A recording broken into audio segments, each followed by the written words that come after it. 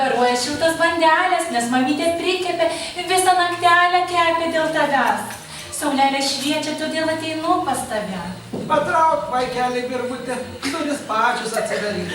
O, gerai. Sveika, mėgėlė. Sveika. Klausyk. Kodėl tavo tokia ta nosis didelė? Ai, uoščiau medį rakštis įdėlį.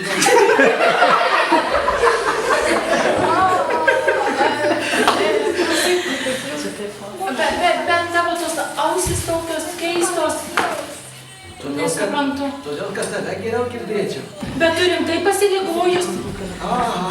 Tu ilgai gripus sirgai, senelė? Labai ilgai ir noriu bandelių.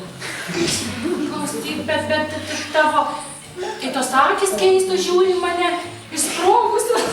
Gal, kad tave geriau matyčiau. Rimtai, tai nieko baisaus. Klausyk, bet... Nu, bet aš nežinau, bet tai tavo daiktis keisti. Todėl, kad tave galėčiau pralyti.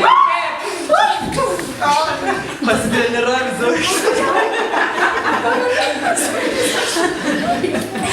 Ačiū tau, Zuiga, kad išgelbėjai mane ir senelį. Būsim tau dėkingi labai. Vilkas niekada įvykis. Ačiū. Pagaliau buvo senelė su raudonakepuraite išgelbėti. Nes Zuikis, ne kaip visi manėte, bet yra bailys. Jis kaip ir medžiotojai padėjėjas, kaip galiūnas atbėgo ir nušovė vilką. Nušovė. Sužeidė. Pagailo, Matvilka, pagailo.